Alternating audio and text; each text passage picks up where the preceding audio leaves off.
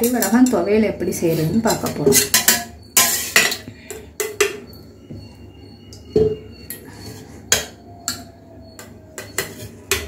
ஒரு 25 milli oil போட்டுக்கோங்க.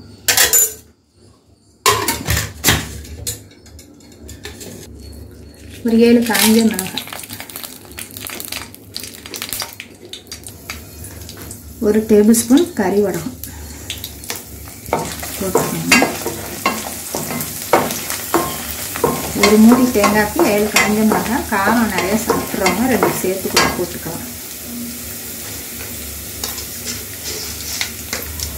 ஒரு 1.5 ஸ்பூனாக கூட போட்டுக்கோங்க. ஒரு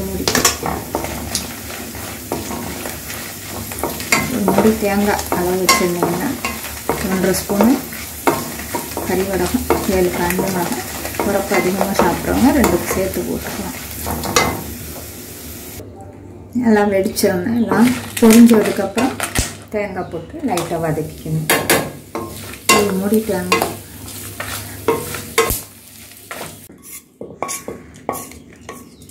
அப்படியே மிக்சியில் போட்டுக்கோங்க. தேங்காய் கொஞ்சம் வதங்கினோன்னு மிக்சியில் போட்டுக்கலாம். ஒரு டேபிள் ஸ்பூன் புளி போட்டுக்கோங்க. புளி பேஸ்ட்டு, ஒரு டேபிள் ஸ்பூன் புளி பேஸ்ட்டு போட்டுக்கோங்க. தேவையான அளவு உப்பு, பத்தலைனா போட்டுக்கலாம். தக்காளி சாதம் எப்படி செய்கிறதுன்னு பார்க்க போகிறோம். 50 ஆயில் போட்டுக்கோங்க.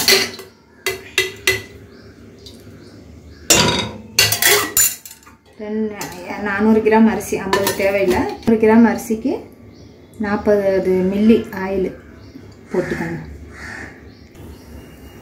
ஒரு ஸ்டார் பூ, பிரிஞ்சி இலை 2, பட்டை, ஏலக்காய் ஒரு 3 போட்டுக்கோங்க.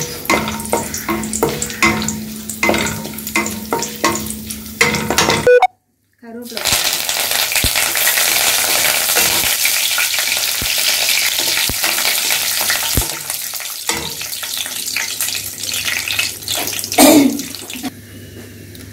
ஒரு டேபிள் ஸ்பூன் இஞ்சி பூண்டு,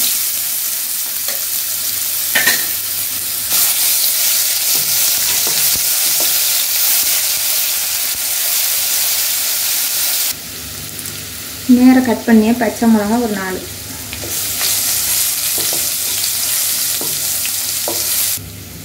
வெங்காயம் போட்டு ஒரு வெங்காயம்,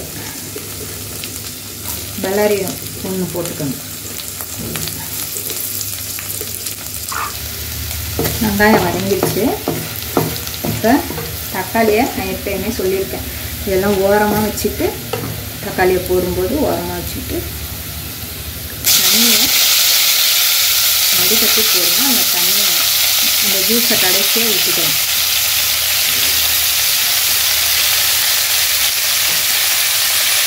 இப்போ இதில் இருக்க ஜூஸை லாஸ்ட்டாக ஊற்றிக்கலாம்.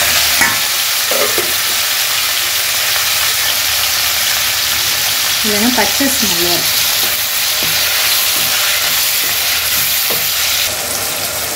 ஒரு 1/4 டீஸ்பூன் மஞ்சள் தூள் போட்டுக்கோங்க.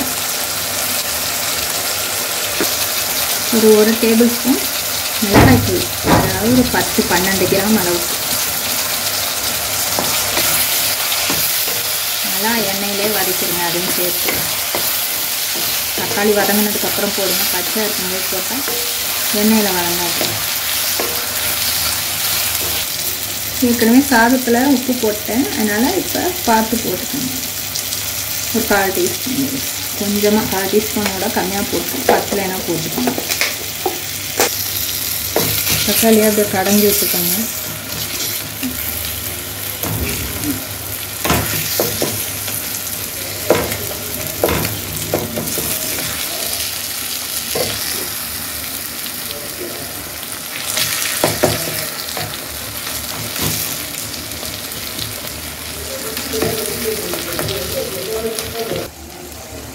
அந்த தக்காளி ஜூஸை இதில் ஆட் பண்ணிக்கணும். தேவையான அளவு தண்ணி விட்டுக்கோங்க. தேவையான அளவில் ஒரு 10 மில்லி அளவு போட்டுக்கோங்க.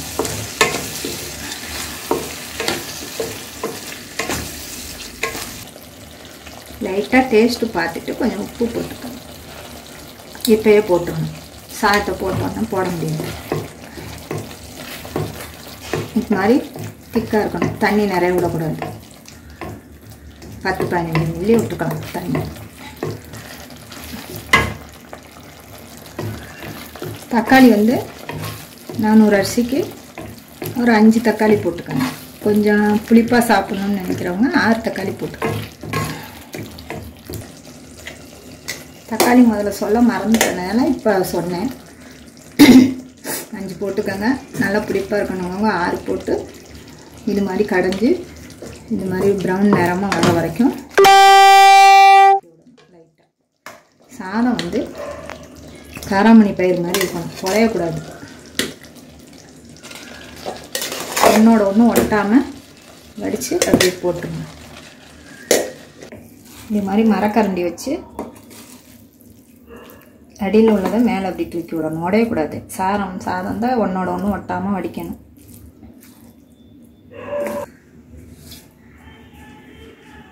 இப்போ ஒரு 5 நிமிஷம் சிம்மில் வச்சு, ரொம்ப கம்மியாக வைக்கணும், வச்சு அப்படியே மூடி வச்சுருங்க. நல்லா மூடி வச்சு ஒரு வெயிட்டு கூட வச்சுருங்க. அப்படி இப்போ 5 நிமிஷம் ஆயிடுச்சு, சாதம் ரெடி ஆகிடுச்சு பாருங்க. குழஞ்சோன்னா போட்டோம்னா நம்ம தம்மில் போட முடியாது.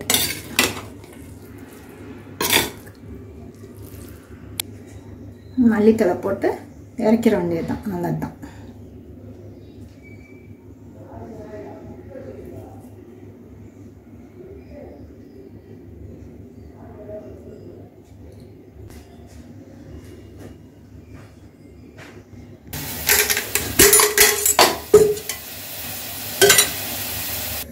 இப்போ துவையில் இப்படியே சும்மா சாப்பிட்றதுனாலும் சாப்பிட்லாம், இல்லை அழகாக இருக்கணும்னா ஒரு நிமிஷம் லைட்டாக ஒரு ஸ்பூன் ஆயில் விட்டுக்கோங்க.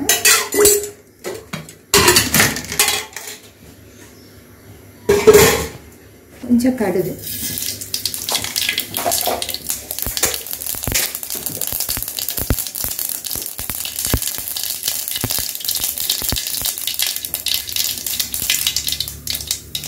காஞ்ச மிளகாய் தூள் போட்டுக்கோங்க.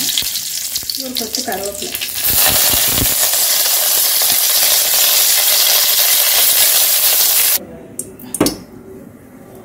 இந்த இதில் போட்டுக்கோங்க. அப்படி